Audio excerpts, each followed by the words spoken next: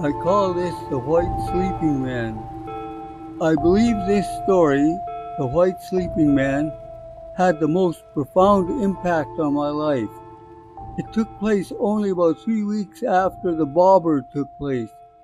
Us kids had another break time, so we ran past the shipyard and down along the bank of the slough towards Cassiar Cannery. We raced each other and along the log driftwood pushed up by the tide, shouting and laughing at each other.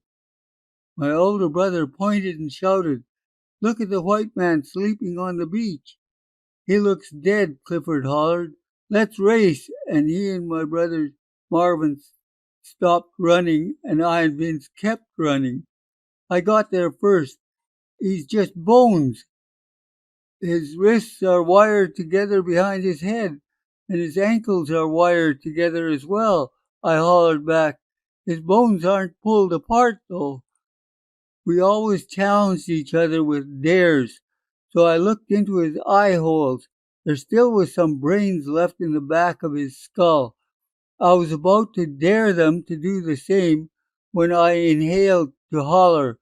The damp air from inside his skull, a bluish color, got sucked into my lungs. I gagged and choked up. I stayed bent over trying to breathe out the dead air. My brothers caught up and began slapping my back hard. "Get out of our brother, devil," my older brother hollered. Suddenly, I expelled the bluish colored air.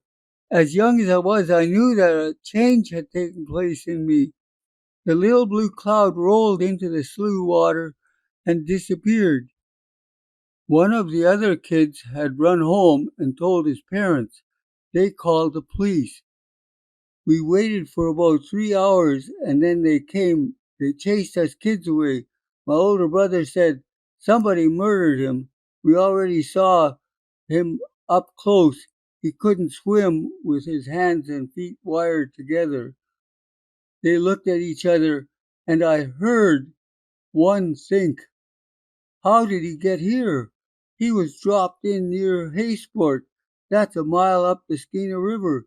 He should have gone right out to the ocean." "Beat it, or we'll throw you in jail," one of the cops hollered, so we all went home. I felt that the dead man was a doctor while he lived, since I now occasionally spewed out medical words that even I didn't understand. Later, when I worked long hours in the pulp mill and was exhausted, I became aware or tapped into other information. Mike couldn't turn his head, and after running 2 fingers along his spine to the bottom of his skull, I found a small lump. I said, "Go to the hospital, you have meningitis." I didn't know what meningitis was. He signed out at the gate and went to emergency at the hospital. It turned out to be the type of meningitis that would have killed his kids if they got it. He was placed in an isolation room for 2 weeks until he was cured. Another man who worked in the yard crew came running into the shop and said, "Ron, the doctor said I have cancer and only have 3 months to live. What do you think?" I glanced back at him and saw that his lifelight was golden colored. I said, "Don't worry, he's wrong. You'll live to at least 95. He ran to the gate and said, "Sign me out. I have to see the doctor. He made a mistake on my diagnosis. They wrote this in the book." And away he went. When he got to the doctor's office, he ran in and hollered, "Doc, you were wrong. Ron said I'll live to at least 95. The doctor's face turned ashen, and he said, "I mixed your results with a lady's. She has cancer. You are perfectly fine. I'm very sorry." When I walked into the mill gate along with other workers changing shift, I sensed that a millwright's lifelight was very dim. I said, "Be very careful today." He said, "Okay." Later I heard that his head had been crushed in a log gang saw that he was working on.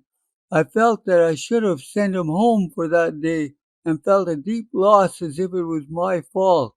While walking towards the gate, passing an incoming crew, I felt that one man was already gone. I stopped him and said, "Go right to the hospital. Don't go home." He looked strange at me and carried on walking. He made it to the gate and dropped dead. I felt that I would have been a great help to my people, but wouldn't have supported my family or parents with the money I made at the pulp and paper mill. Indians in the North were never hired at high-paying jobs, or any jobs. An example is my mother had grade 8 and the accountants had grade 3, and they wouldn't hire her to sweep their floors.